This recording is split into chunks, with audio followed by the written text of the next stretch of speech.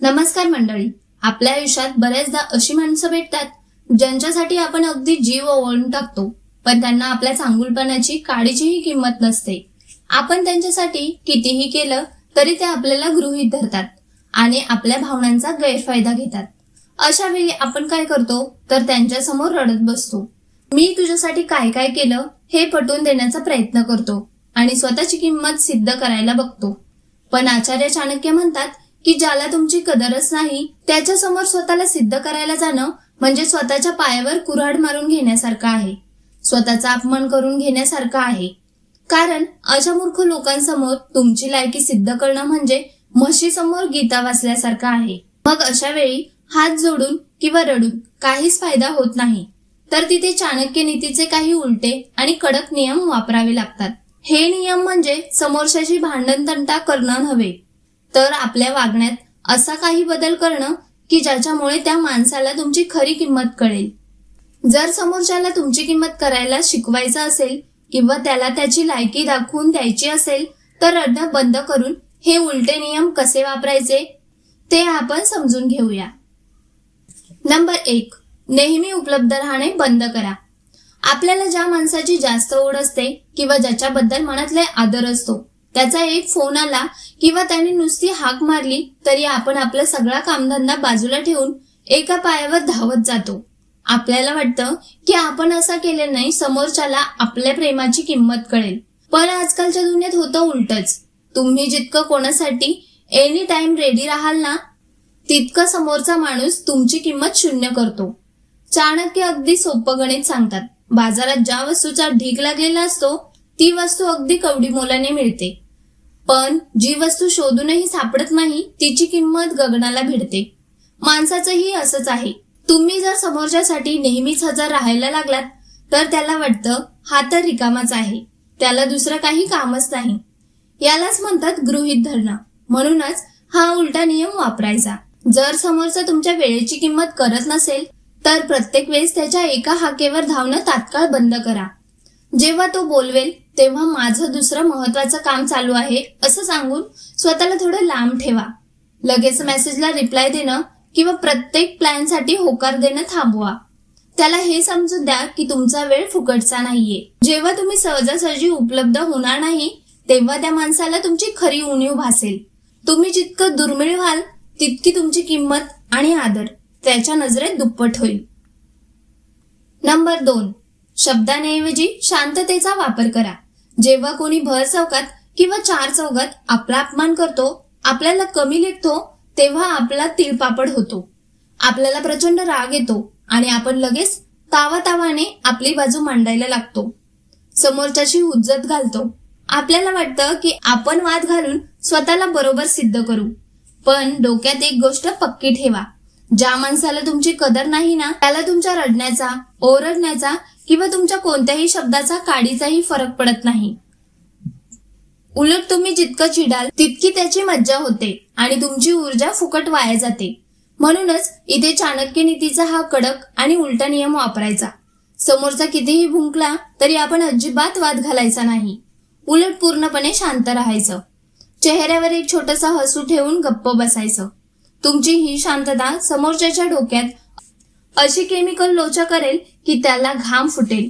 त्याला कळणारच नाही की अपमान करूनही हा माणूस गप्प का आहे. चाणक्य सांगतात की मूर्ख लोकांशी वाद घालणं म्हणजे चिखलात दगड मारण्यासारखं आहे. त्याचे शिंतोडे आपल्यावरच उडतात.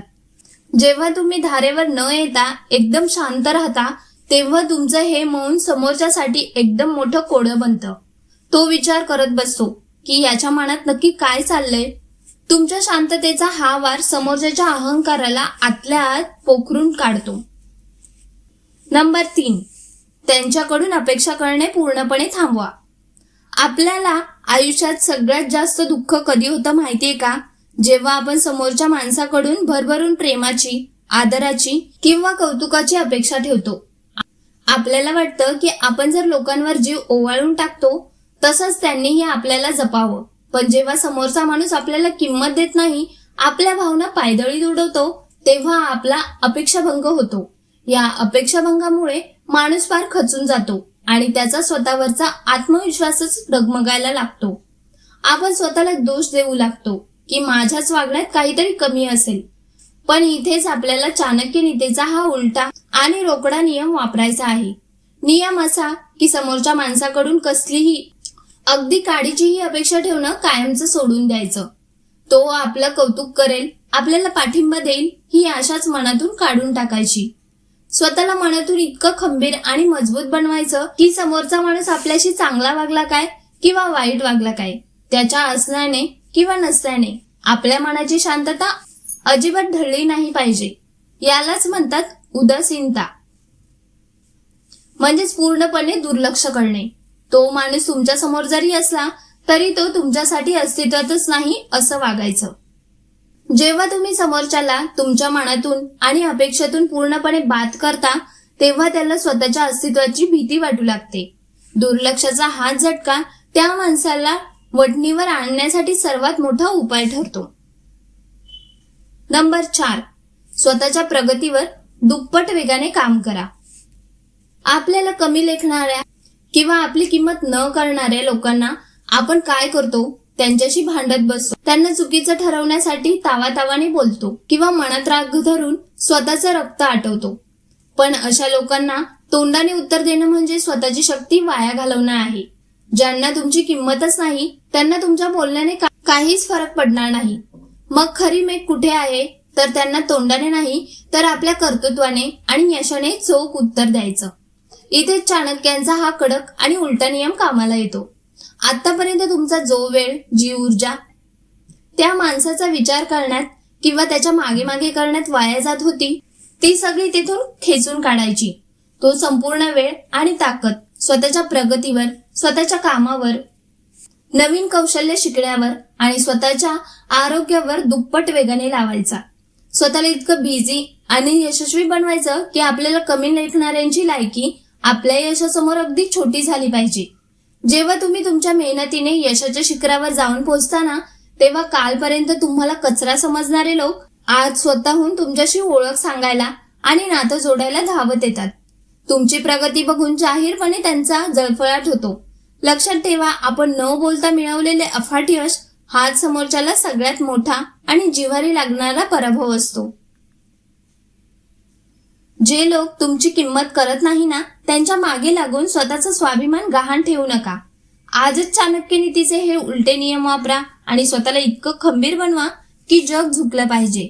हा व्हिडिओ जर तुमच्या काळजाला भिडला असेल, स्वतःची किंमत ओळखायला मदत झाली असेल तर व्हिडिओला आत्ताच एक लाईक करा, चॅनलला सबस्क्राईब करा आणि बेल आयकॉन दाबायला विसरू नका.